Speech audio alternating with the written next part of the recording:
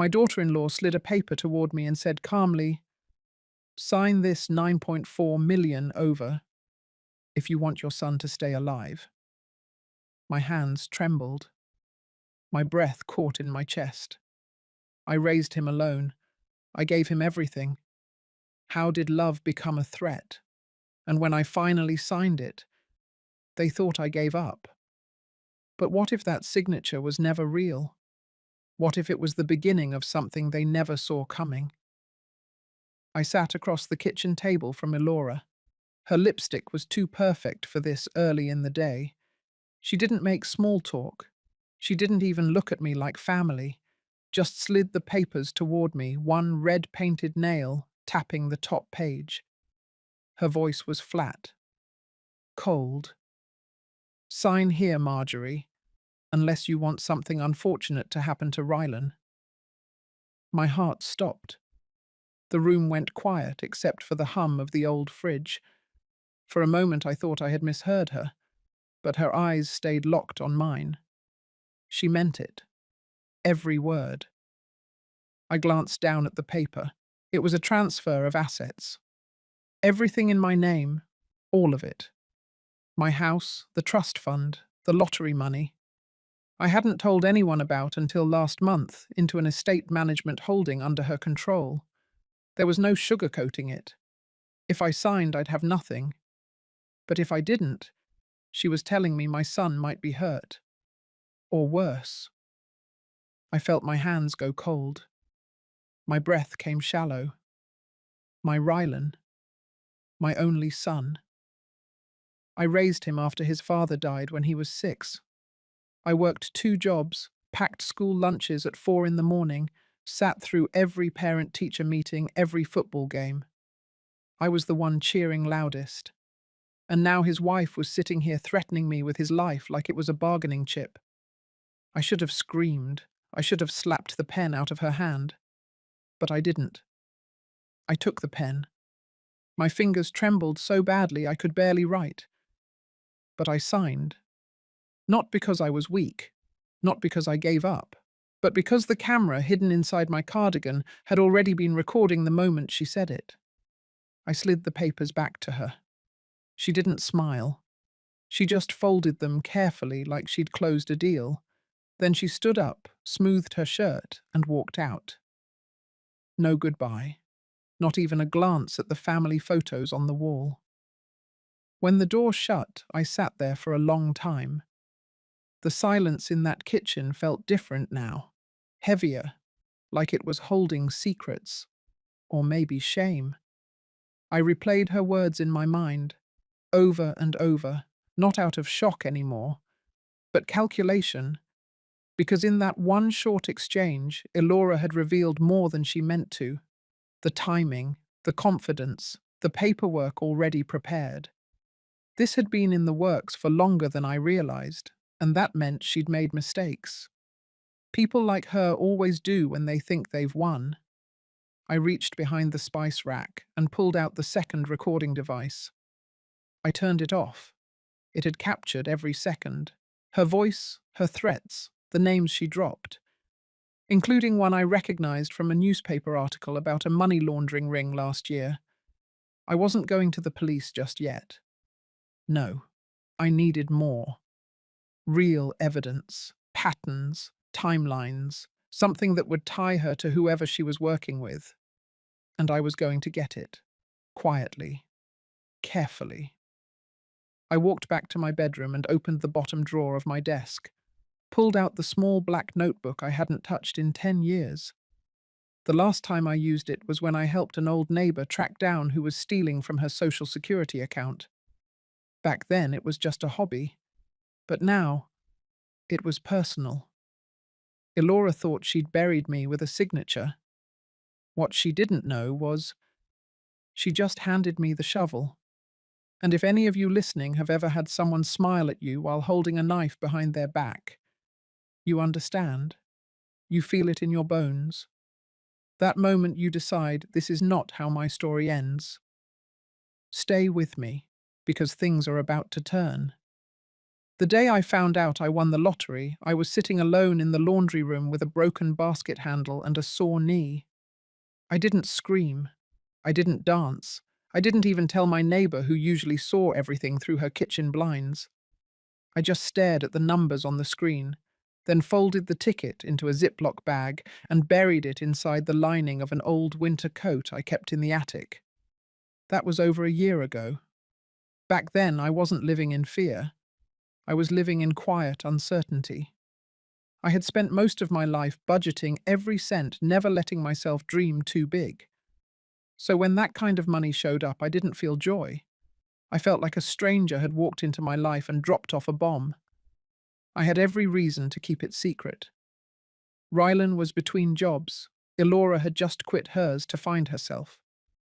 They were living in the house I paid for with bills I still covered. They smiled and thanked me, but their eyes told another story. I was no longer seen as the mother who raised a boy into a man. I was the old woman in the guest room, useful until proven otherwise. I remember thinking I'd use the money for something modest.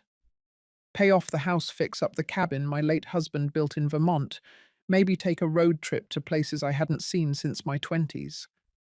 But even those ideas felt too loud. So I waited. I watched. And I said nothing. It wasn't until months later that I mentioned the winnings quietly in passing to Rylan after a doctor's appointment. I told him I was considering setting up a small trust in my name, just in case anything happened. His face didn't show surprise, just a kind of distracted interest. He nodded, then changed the subject. 3 days later, Elora brought home a binder full of investment opportunities. I wasn't invited to review them, just told they'd be in my best interest. That same week, the house Wi-Fi password changed.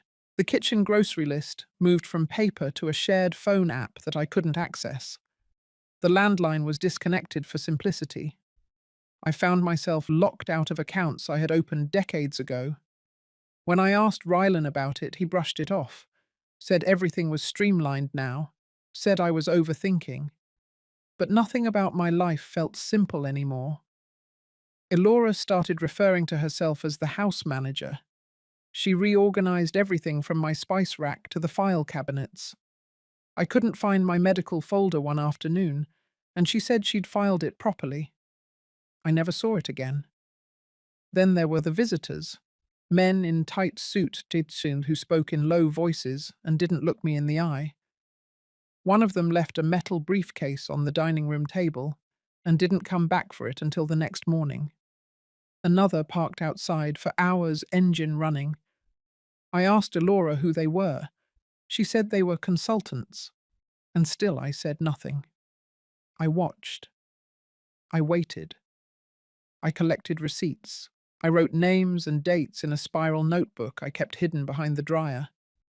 I paid attention to who arrived and who lingered, to when the lights flickered in the basement, to how the garage door opened once at 3 a.m., even though no one admitted using it. I thought of telling someone, the bank, the police, my sister back in Oregon. But I hesitated, because somewhere in the cracks of my mind, I still wanted to believe that this wasn't what it looked like, that Rylan wasn't aware, that Elora was just ambitious, not cruel. Then one night I heard them through the wall. Their bedroom was above mine. Elora's voice was sharp, impatient. She said my name. Then she said the words, quiet, shut, but clear, about me not needing the money anymore, about how it was just sitting there, about how people like her didn't last much longer anyway. Rylan didn't stop her. He didn't defend me. I sat in the dark that night and made a decision. Whatever softness I'd held on to, whatever hope had to be put away, because I was no longer a guest in my own home. I was a target, and if I didn't act carefully, I wasn't going to lose my money. I was going to lose everything. The morning after I heard my name through the floorboards, I woke up before the sun. Not because I couldn't sleep, but because something in me had shifted. There was no more pretending, no more hoping Elora would change, no more convincing myself that Rylan didn't understand what was happening. I was living in a house where every drawer felt like a locked box and every smile hid an edge. If I didn't want to drown in it, I had to find the bottom. I started simple. I watched. Not in the way of a worried mother, but the way a person watches when she knows something is wrong and needs to find out how deep the rot goes. I sat at the kitchen table longer. I listened to Alora's calls when she took them on speaker.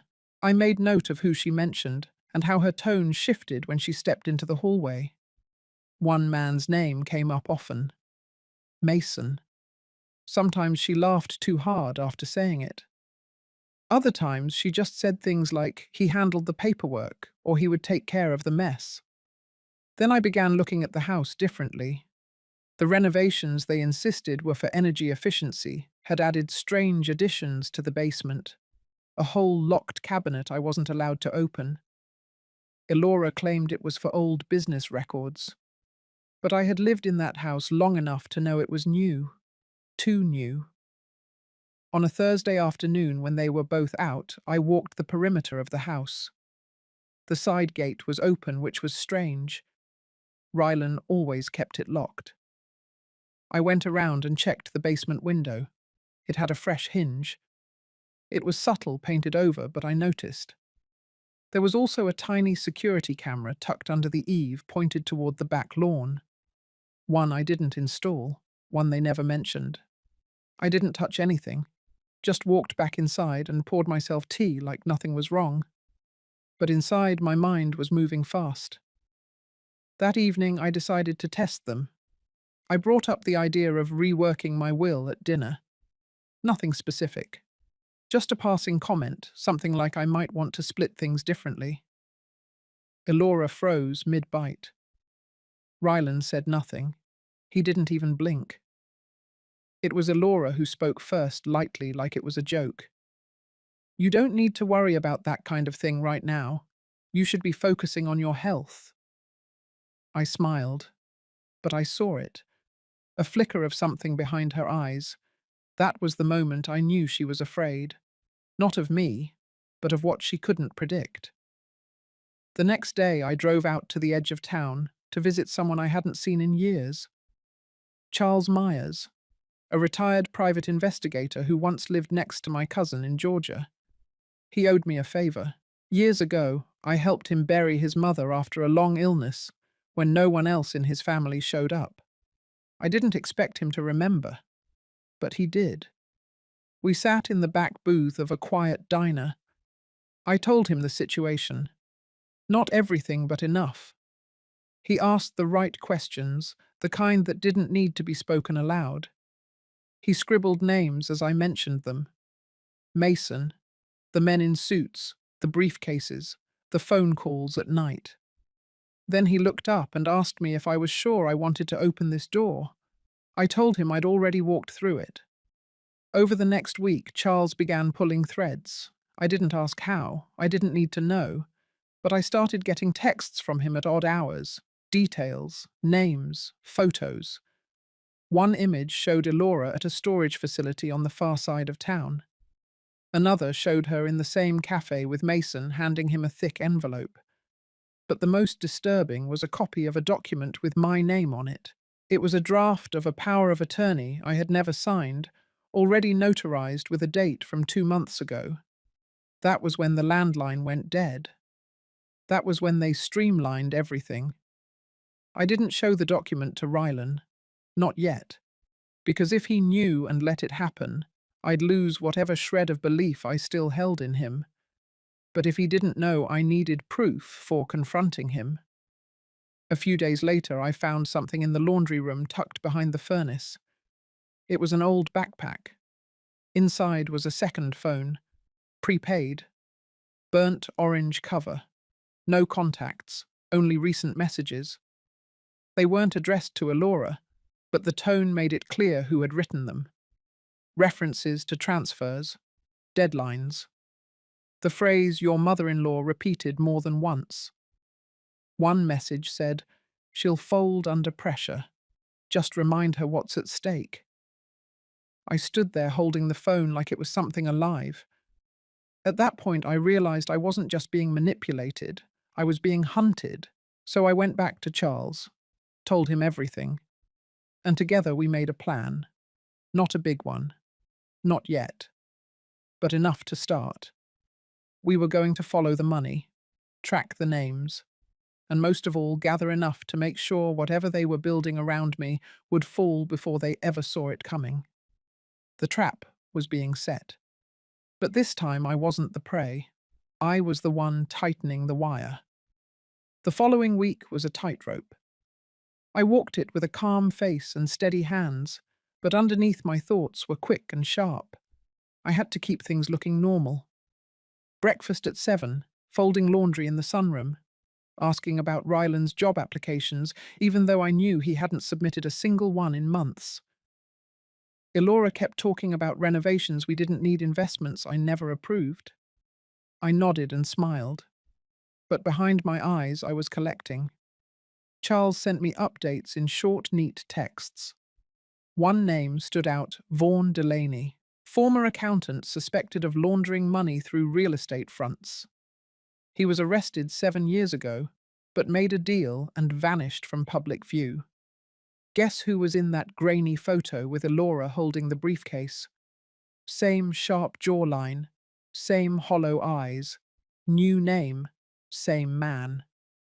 That night I took the burner phone from the laundry room and placed it in a padded envelope. I mailed it to Charles with no return address. It had served its purpose. The messages alone could spark suspicion, but we needed more. Something undeniable. I shifted my routine to spend more time in the living room. The windows there reflected just enough light for me to see into the hallway without being obvious. I watched Elora pace during phone calls. She always used her earbuds now, but her body said more than words. Her shoulders tensed when she mentioned clearance. Her hands gestured too wide when she said transfers. One evening I saw her delete a call log before she even left the room. The way her thumb hovered made me certain she wasn't just chatting with a friend. That same week, a letter arrived. Handwritten envelope. No return name, only a local P.O. box. I opened it in my room with scissors. Inside was a photocopy of a birth certificate. Not mine. Not Ryland's. It belonged to someone named Marie Langston, born the same year as Elora, same town. But the mother's name was different. The handwriting on the bottom had one line: "Not who she says she is." I called Charles, told him what I received. He was quiet for a moment, then told me it matched with something he had been piecing together. Elora didn't exist. Not officially until she was 23. Before that, she'd used another name. Different social, different address history. And Vaughan, he had been her brother. Half-brother, technically.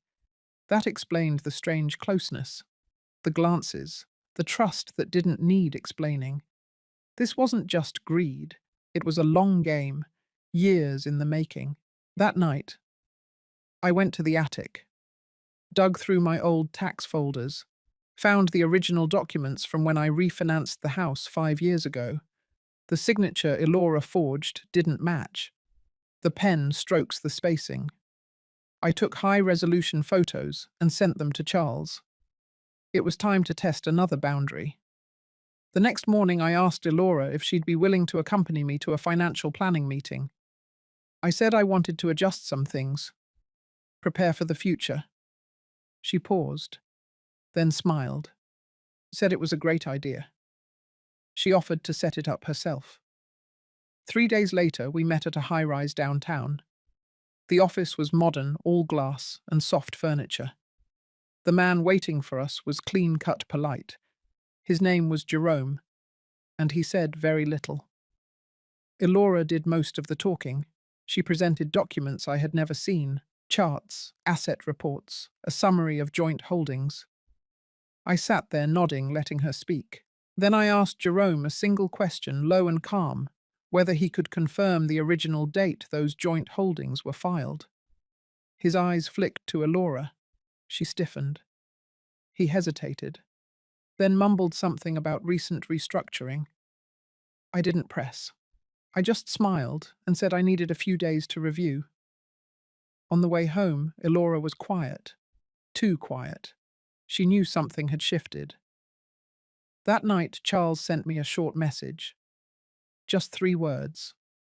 It's all connected. He had traced a series of transfers from one of my dormant accounts. They moved through a series of shell companies, bounced through digital wallets, and landed in a property purchase in New Mexico, registered under the name Marie Langston, the same name on the birth certificate. I felt something cold move through me. They weren't just draining my money. They were building a life for themselves. Without me. I sat with it for hours, not in panic, but in clarity. My life had been hijacked by people who smiled at my dinner table, walked through my halls, called me family, and now I had a map. The next morning, I called my bank and requested a forensic audit. I used the words potential fraud. That was enough to trigger the process. Then I contacted a trust lawyer I used to know. Not local, someone out of state. I needed distance. I needed precision. Rylan noticed I was busy. He asked if I was okay. I said I was just organizing some old files. He didn't ask again. I started printing everything. Photos, signatures, records. I made copies, hid them in separate places. One in my safety deposit box, one with Charles, one mailed to my sister marked just in case. I wasn't afraid anymore. I was ready. They thought I was a shadow of a woman. They were wrong. The next time Elora asked me to sign something, I was ready. She came into the sunroom holding a slim folder and a pen. Her smile just a little too rehearsed. Her tone was syrupy, the way someone might speak to a pet or a small child. I know paperwork is exhausting, she said, but this will make things easier for everyone. It's just a care waiver and power of attorney combo. Standard stuff. I reached for the folder slowly, my hand steady. I flipped through the pages without really reading them. I had already seen the forged version through Charles already knew the setup. They were counting on habit. On my silence. On trust, long since eroded. I set the papers down on the coffee table and looked up at her. My face was soft, but I kept my eyes locked. She hesitated. Just a flicker of something uncertainty or annoyance. Then it was gone. I'll need time, I said simply, to review. Her mouth twitched before she forced another smile. Of course. That evening I heard the back door shut at 10:43. I checked the clock without moving from my chair. Elora was on another call. I didn't hear the words, but I caught the rhythm of tension. Fast, low-clipped. She was nervous. Reelan was upstairs in the guest room where he now slept most nights. He had grown quieter, more withdrawn, like he was beginning to sense the storm he was sitting in. The next morning, I called the Financial Crimes Division of the local police department and requested to speak with someone in fraud. I gave them the folder Charles helped me assemble, carefully edited, free of speculation, just facts. Forged signatures, false identities, misappropriated accounts. I didn't tell them about Vaughan or the shell companies yet. That would come later when it would matter more. The detective's name was Claire Renner. She had a calm voice and sharp instincts. She didn't overreact, didn't promise fireworks. She just listened, then asked for permission to investigate further. I gave her everything. Passwords, emails, the backup drive Charles helped me prepare. When she hung up, she told me 2 things: to act normal and to expect silence until they had enough to move. That silence lasted 6 days. In those 6 days, Elora brought up the documents again. She framed it as a favor to Rylan, said it would help streamline my estate in case of emergency. I nodded. I told her I appreciated her concern. I baked banana bread and asked about her yoga class. I let her think I was slipping back into softness. What she didn't know was that Charles had uncovered a recent deposit of $30,000 into one of the shell accounts, money pulled from my pension account, masked through a third-party platform and disguised as a care transfer. Elora had timed it to land just before the new month, so it wouldn't be flagged during routine reports. Charles traced it within hours. I printed the transfer form and mailed it to Detective Renner directly with a sticky note matched the signature. 2 days later, I got a message from her. A simple line. It's moving forward. That afternoon, I watched Elora pacing in the kitchen, her phone clutched tightly in one hand, the other tugging at her sleeve. She didn't see me watching. Rylan came down the stairs, rubbing his eyes, and she pulled him into the hallway. Their voices were low but tense. I only caught the tail end. Her voice rising, saying something about too late now, and you said she wouldn't fight. The next morning, Rylan avoided me. He barely made eye contact. When I asked if he wanted coffee, he said he had to run errands. His voice cracked slightly. I saw guilt there blooming in the lines of his jaw, his posture. Maybe he had started to connect the dots. Maybe the silence between us had grown too loud. That night it happened. The knock came just past 8. Not loud, just firm. I opened the door to find 2 officers and Detective Renner standing behind them. She nodded at me with that same calm expression. "We'd like to speak with your daughter-in-law," she said. Elora walked into the foyer seconds later, barefoot, holding a glass of water. When she saw the uniforms, she froze. They read her the charges without raising their voices. Financial fraud, identity manipulation, conspiracy. She didn't speak, just stood there as if she had been unplugged from the world around her. Rylan came down the stairs, eyes wide, mouth open but silent. His knees buckled slightly when they placed the cuffs on her wrists. I watched him, not her. As they led Elora out the door, she turned once to look at me. There was no apology in her eyes, only disbelief, as if she had never considered I might win. I closed the door behind them. The hallway fell into a silence I hadn't heard in years. Rylan stood still for a moment, then sat on the 3rd stair step and buried his face in his hands. I didn't move to comfort him. I couldn't. My legs were steady, but my chest was heavy. The grief wasn't for Elora. It was for the boy I raised. The one who had drifted so far, I barely recognized the man left behind. I walked past him and poured myself a glass of water. I sat at the kitchen table as the sirens faded into the distance. Then, for the first time in weeks, I exhaled fully. It wasn't over. But the worst part, the pretending, was. For 2 days, Rylan didn't say a word to me. He moved around the house like a shadow, quiet and distant. The television stayed off. The radio in the kitchen was silent. Even the dog next door didn't bark like usual. It was as if the entire neighborhood had absorbed the tension inside my home. I kept my routines, made my coffee at 6, watered the herbs by the window, read the local paper cover to cover. I wasn't avoiding him. I just knew he needed to sit with the weight of it all. Some things couldn't be rushed. On the 3rd morning, I found him in the backyard, sitting at the edge of the porch in an old hoodie, eyes red and swollen. His hands hung between his knees. He didn't look up when I stepped out. I sat beside him. The wood beneath us was still damp from dew. We said nothing for a long while. Birds fluttered in the branches above us. Somewhere down the block, a lawnmower started. I didn't know he finally said, voice thin, not all of it. I let the silence linger. I could have asked what he did know. I could have reminded him of the warning signs. But I didn't. I simply nodded. He pulled something from his pocket. A bracelet. My bracelet. The silver one with the etched tulips that I thought I'd lost months ago. He turned it over in his fingers like it was a fragile thing. "She took it," he whispered. "Said you probably forgot where you put it."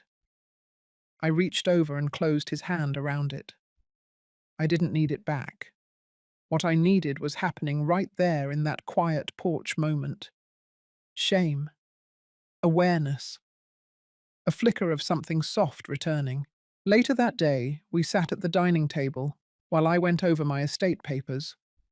I told him calmly that everything had been reviewed by the authorities, that my assets were safe, that no one else would be managing them but me. He nodded, eyes on the papers. I'm not asking for anything, he said. I just want to help. His words hung there unsure. He meant it. I believed he did. But trust was no longer something I handed out freely. It would have to be rebuilt piece by piece over time. That afternoon, I received a call from Detective Renner.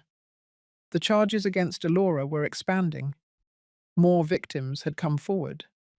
Apparently, she had used variations of her identity before, under different names, different towns. Always targeting older women, usually with sons. The pattern was chilling. They were building a case that reached across state lines. Vaughan Delaney's name was now officially linked to the scheme. The federal agents were involved. Renner asked if I'd be willing to testify when the time came. I said yes, not for vengeance, but to make sure no one else suffered the way I had. It was a strange kind of closure. Quiet. Not triumphant, but solid. That night, I stood in front of the mirror and looked at myself long and hard. My face was the same, a little older, a little more tired. But there was strength there, too. I hadn't broken. I hadn't crumbled. I had endured. I went to bed early that evening, windows open, letting in the cool air. Ryland stayed downstairs, going through boxes of old photo albums I hadn't touched in years. I heard him laugh once, a small sound but real. It would be a long road. But for the first time in a long while, I believed in the possibility of healing. The worst part wasn't over, but the walls around me weren't closing in anymore. They were opening. The courthouse was colder than I remembered, not the temperature, but the atmosphere. Polished floors, heavy oak doors, quiet murmurs that barely broke the stillness. I sat in a narrow hallway outside a conference room, hands folded in my lap. A plain folder rested beside me, filled with everything I had been holding close for months. Records, photographs, signatures, evidence that painted a picture no one could deny. Ryland sat 2 chairs down. He hadn't said much on the drive in, but I could tell he was nervous. His fingers tapped against his knee. His eyes kept drifting toward the conference room door. He had offered to come, insisted really, after hearing that today's meeting might include Elora's attorney. I told him he didn't have to. He said he wanted to face it. Maybe for himself. Maybe for me. The door opened. A man in a charcoal suit stepped out and called my name. I rose slowly, gave Ryland a brief nod, and followed the man inside. There were 3 people waiting: Detective Renner, a federal investigator named Landry, and Elora's attorney, Mr. Pike. No, Elora. She had waived her right to be present. That didn't surprise me. We sat at the long table. Mr. Pike opened with the usual pleasantries, then began to explain their offer. Elora would plead guilty to multiple counts: fraud, forgery, identity theft. In exchange for a reduced sentence, she would provide full disclosure of her and Vaughan's financial network. Names, accounts, passwords. She would forfeit all assets linked to the scam, including anything purchased in my name. I listened without interruption. When he finished, all eyes turned to me. Detective Renner asked if I had any questions. I said no. Then I opened the folder and laid the documents flat.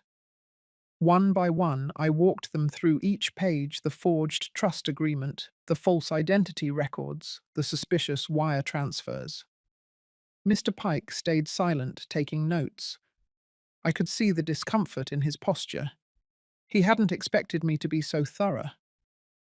At the end, I looked at Renner and said simply, I agree to the plea.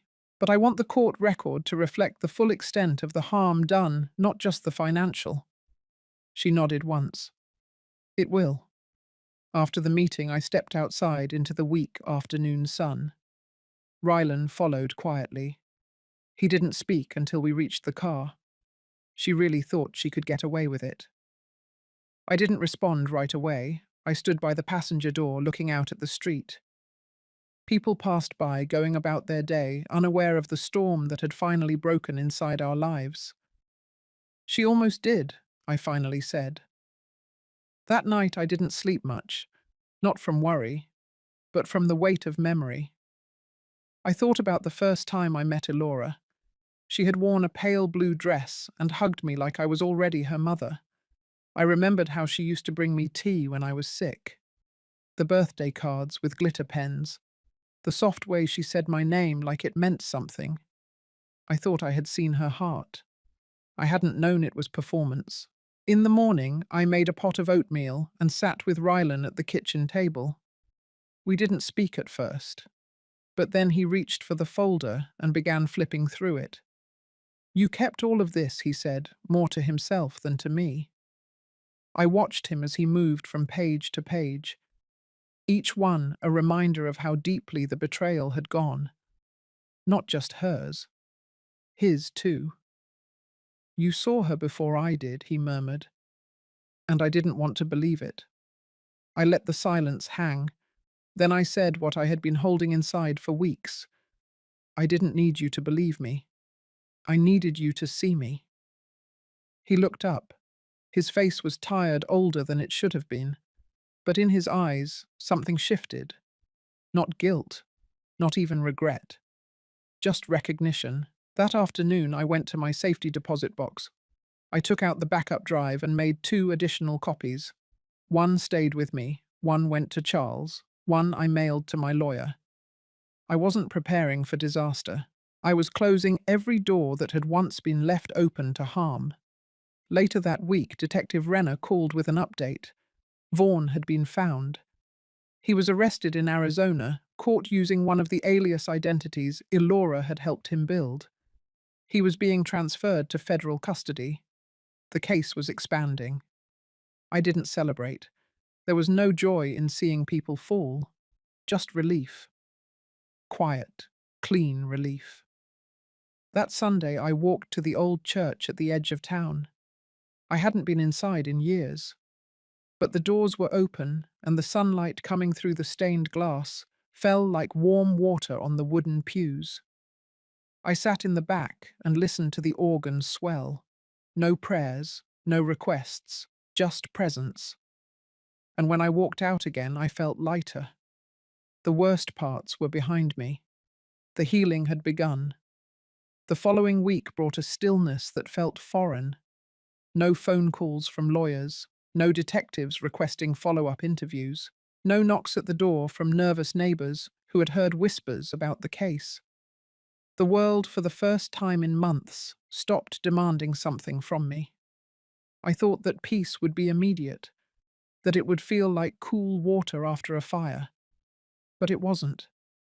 Peace, it turned out, had to be learned again. I spent mornings walking the trail behind the library, the one Rylan used to bike as a boy. I'd forgotten how the leaves along the path caught the sunlight just so filtering gold across the gravel. I passed the same woman every day. A red scarf, headphones, quiet nod. Neither of us said anything. We didn't have to. There was comfort in the repetition.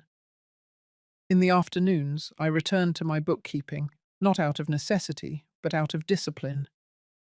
Organizing files, labeling folders, updating passwords, rebuilding order in the parts of my life Elora had tried to slip into. Each keystroke was a quiet reclaiming. Rylan stayed close by. He cooked dinners, now simple meals, nothing fancy. He sat at the table every night without needing to be asked. Some evenings we barely spoke. Others he would bring up stories from childhood. One night he asked if I remembered when he broke his arm at the county fair. I had. I remembered it all. How he had cried in the back seat, how I had held his hand tighter than I meant to. There was a humility in him I hadn't seen in years. Not guilt. That would have been easier to dismiss. This was softer, a slow understanding of what had been broken and who had helped mend it. One evening, just after sunset, Rylan came into the living room holding a brown envelope. His expression was unreadable. "I want you to have this," he said. Inside were a few old photos, me and him, a birthday cake, a trip to the lake, and then something else. A letter written in his handwriting. Not new, folded creased, the ink slightly faded. I looked up confused. "I wrote it last year," he said, "but I never mailed it. I was angry. I blamed you for things I didn't understand." I held the letter but didn't open it. He didn't push. "I don't expect you to read it," he said. "I just thought it belonged with you now." Later that night, after he went upstairs, I opened the letter alone. It was short, a page and a half. Angry in parts, but honest. He had felt abandoned after his father died. He had believed I focused more on work than on him. He had always wondered why I didn't remarry, why I didn't let anyone close. There was pain in the words, but also traces of love he hadn't known how to express. I didn't cry. Instead, I folded the letter back into the envelope and placed it in my desk drawer. Not to forget, but to remember the cost of silence between loved ones, how far it can stretch if no one speaks. The next morning I visited Charles at his office. I brought him his favourite tea bergamot with lemon and a folder with updates on my estate. He scanned the papers quickly, then smiled. "You've always been better at this than most of my clients." "Fear is a good motivator," I replied. He paused, thoughtful. "I don't think it's fear anymore. I think it's clarity." Before I left, he handed me a brochure. A small non-profit in town was starting a mentorship program for older women navigating late-in-life transitions, widowhood, retirement, financial independence. They needed volunteers, not to give speeches or run workshops, just to sit with someone and listen, maybe offer a few words or none at all. I took the brochure with me. That night I looked at it under the kitchen light while Rylan chopped carrots. The image on the cover showed two women sitting on a porch swing, one older, one younger, both smiling but not at the camera, just at each other. The next day I called the number listed on the back and signed up. Healing, I realized, wasn't just about what you closed, it was about what you opened. And somewhere between the courtroom and the kitchen table, I had opened a door I hadn't known was shut. The morning of the dinner, I stood in my closet longer than usual. My hand rested on a navy blouse, soft with age, familiar. But then I reached for something else. A deep burgundy dress I hadn't worn since Charles's retirement party 5 years ago. I ironed it slowly, pressing out the creases that time had folded into it. It wasn't vanity. It was intention.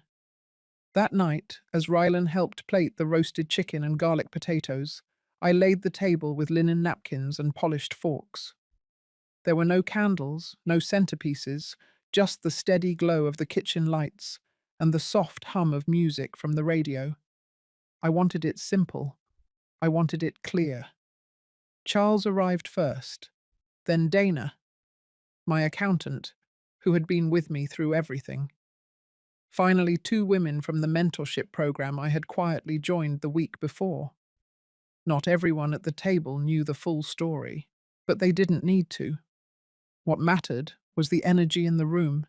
It was warm, present. Rylan moved through the kitchen with ease.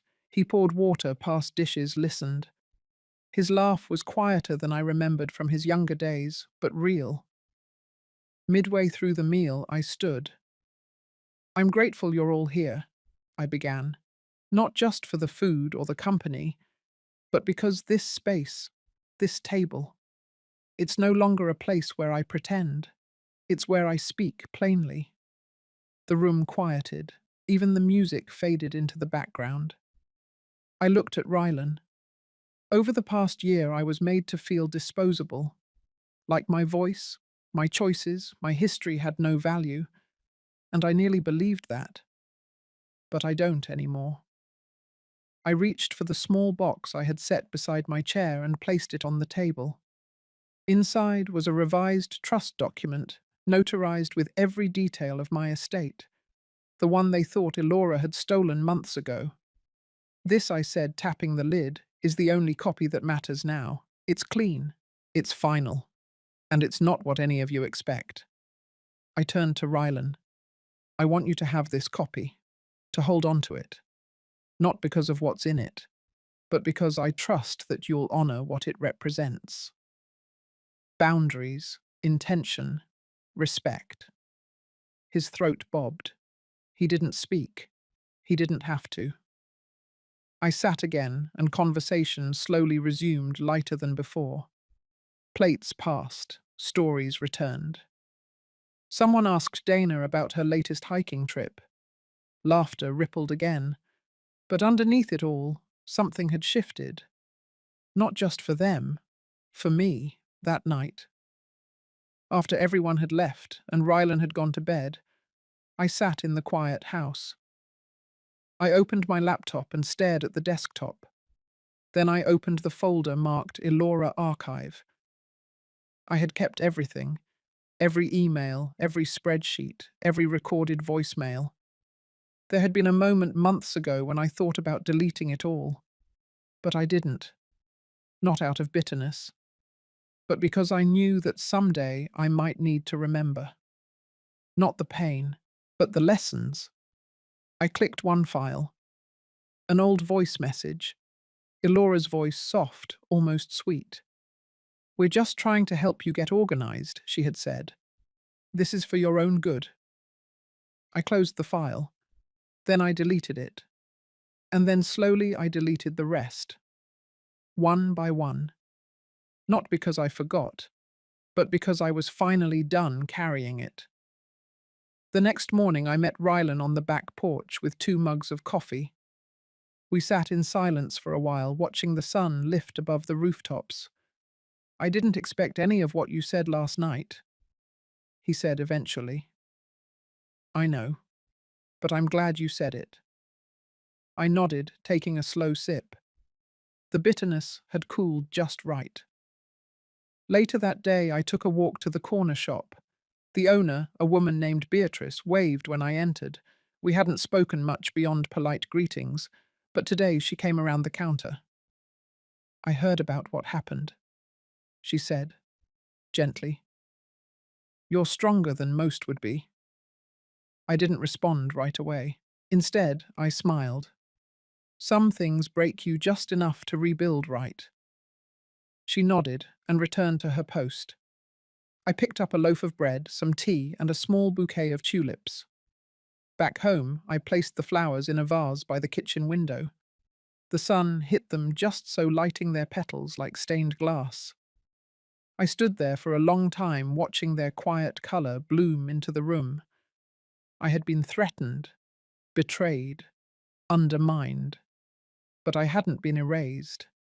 And as I stood in that kitchen, arms folded, tulips catching the morning light, I felt something I hadn't in a long time. Power. Quiet. Steady. Mine. The morning after the dinner, I woke to a strange stillness in the house.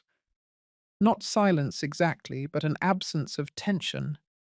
No heaviness in the air. No sense that someone might be listening behind a door. Just calm. I moved slowly through the kitchen, poured a cup of coffee, and let myself breathe. Rylan had already gone out for a jog. His shoes were missing from the front mat, and the door creaked slightly from having been closed too quickly. I smiled at the thought of him waking before me. That hadn't happened in years. I sat by the kitchen window, the same one where the tulips still stood, slightly more open, now their petals stretching into the light.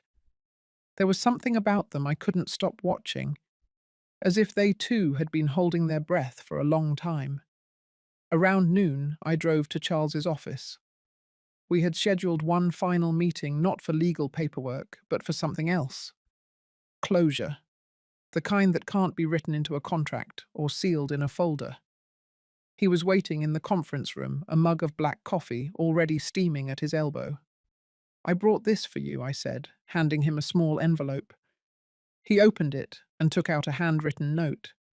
It was short. Just a few lines, thanking him for his loyalty, for never doubting my instincts, for standing with me when I felt invisible.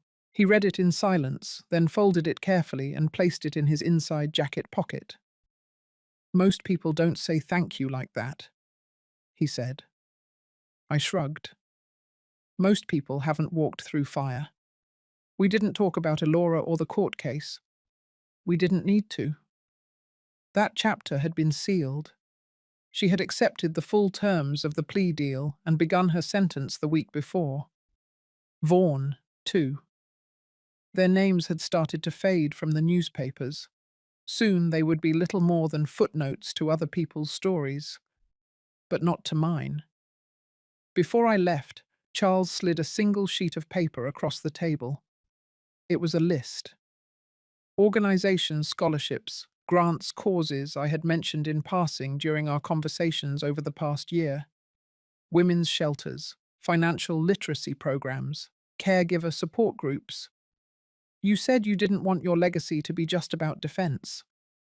Maybe it's time to build something from offense," he said. The word caught me. Offense, not as retaliation, but as direction. That night, I sat with Rylan in the living room. The television played softly in the background, but we weren't watching.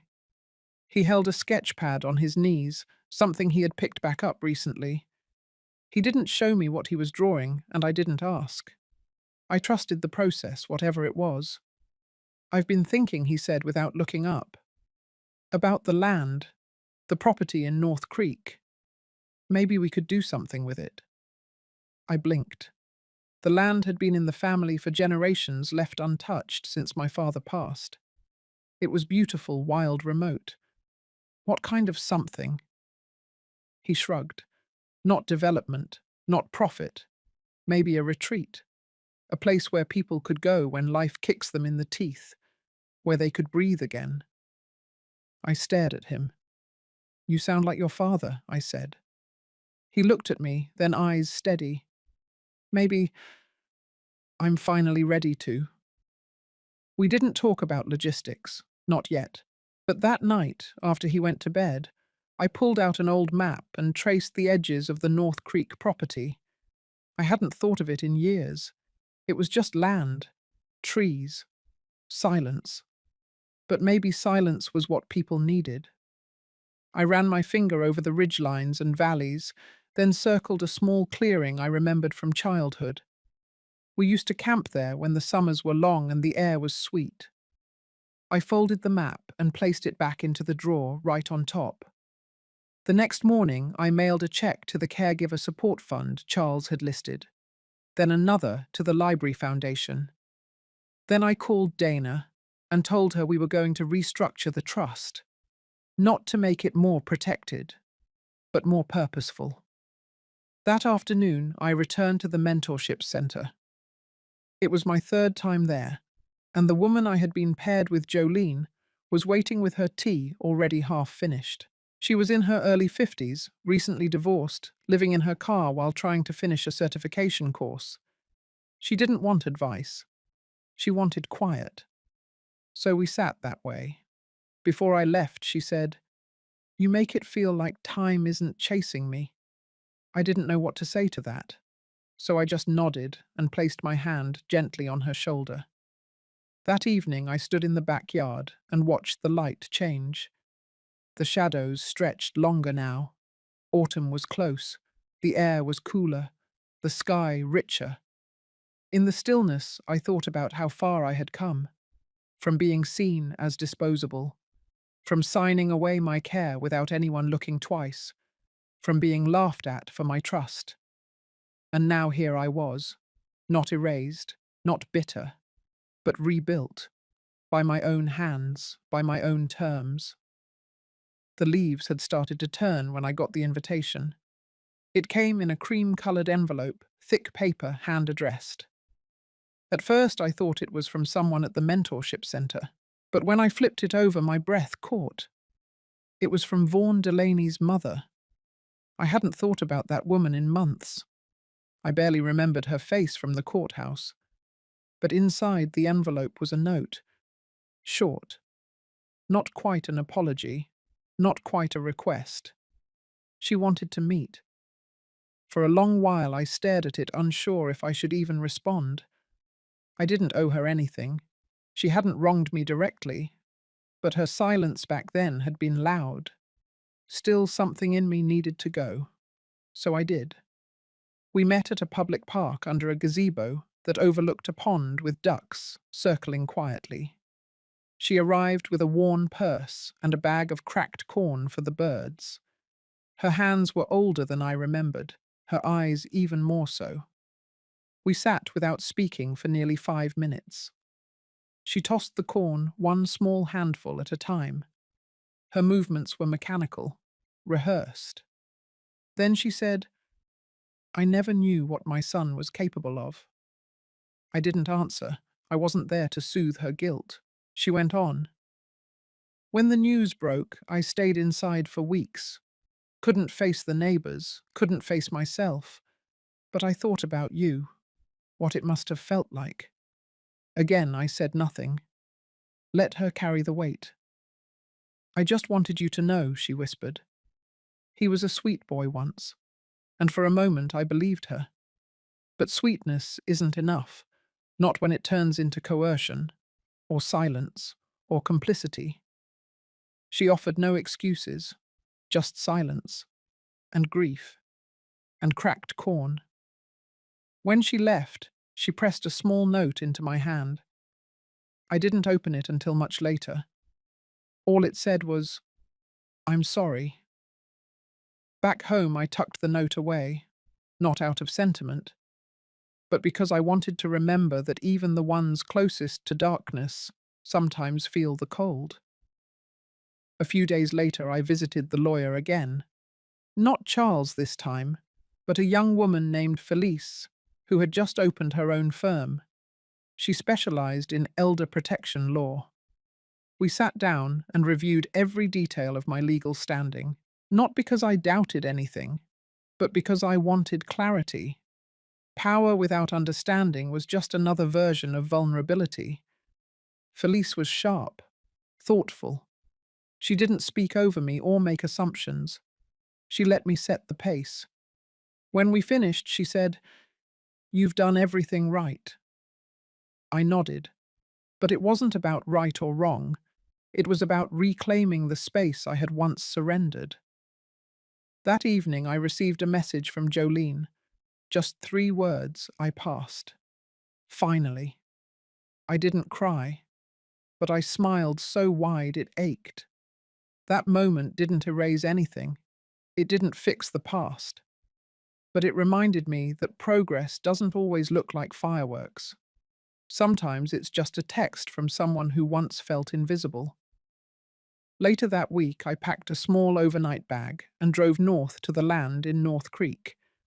The retreat idea was still just sketches and whispers, but I needed to walk the ground again, to see if it still spoke to me. The trees had grown thick.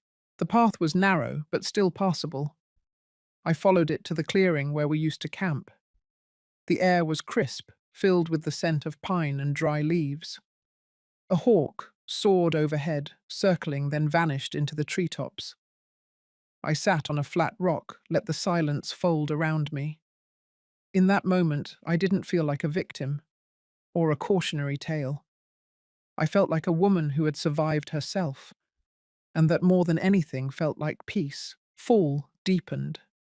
The air smelled of wood smoke and damp leaves, and the colors along the North Creek Trail turned rich with amber and rust. I returned from my short retreat with dirt on my boots and a calm I hadn't felt in years. Not since before Elora, before the waiver, before everything shifted. Reelan greeted me at the front door. He had cleaned the porch while I was gone.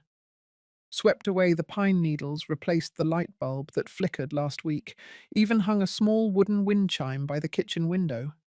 It didn't make much sound, just a soft click when the breeze caught it. He hugged me longer than usual. He didn't say anything about where I'd been, just nodded and carried my bag inside. I spent that afternoon baking, nothing fancy, just cornbread and cinnamon tea. The house smelled like the one I used to keep when he was little. I didn't realize how much I missed that until I saw the way he looked up when he took a bite. That evening we sat by the fire. I told him about the land, the way the light fell across the clearing, the way I imagined small cabins and quiet spaces for women who had nowhere else to exhale. He listened without interruption. Then he said, "I want to help you build it." Not out of guilt, not because of what he'd failed to see before, but because something in him had grown. Not fast, not loud, but steady. The next morning I called Dana. We finalized the trust restructuring. The foundation would have its own name, its own board. Reelan wouldn't be a beneficiary anymore, not in the old sense, but he'd have a voice. One shaped not by inheritance, but by understanding. That night I went through the last drawer of my desk. Tucked in the back was the waiver I once signed. The document Elora mocked, the one that nearly erased me. I burned it in the fireplace, watched the paper curl and turn to ash. It didn't matter that it had no legal weight anymore. It mattered that I had signed it in fear, and that now I wasn't afraid. As I stood there, Rylan placed his hand on my shoulder. "I never told you this," he said, "but I read your journal, the one you kept in the hospital." I turned slowly, unsure how to respond. He looked down. I just wanted to know what I missed, what I let happen. I didn't scold him. I didn't ask for explanations. Instead, I said, "Then you know I never stopped loving you, even when I stopped trusting you." He nodded, eyes wet. In that silence, we found something softer than forgiveness, something quieter, like respect being rebuilt brick by brick. Weeks passed. I stood in front of the retreat land again, this time with surveyors and a small team of volunteers. Some were women I'd met through the center, some were just curious neighbors. All of them had something to offer: time, labor, ideas. I watched the space come alive, not with noise, but with presence. We called it the Quiet Place, a name simple enough to feel familiar, strong enough to carry a new beginning. One evening, as I locked the front gate, Jolene arrived unannounced. She was no longer sleeping in her car. She had a job at a small clinic, a stable room in a shared house, and a spark in her eyes I hadn't seen before. "I brought something," she said. It was a set of wind chimes, handcrafted, delicate. "For your porch." She smiled. "So you never forget the sound of peace." I held it in my hands for a long time, and when I hung it later, I stood still and listened. Not to the wind, but to everything it had carried away, and everything it had brought back. If this story touched something inside you, if you've ever been made to feel invisible or had to rebuild yourself in silence, you're not alone. This is for every woman who's ever found strength after betrayal. We'd love to hear your story, your reflections, your voice. Leave a comment, share with someone who needs to hear this. And thank you for listening.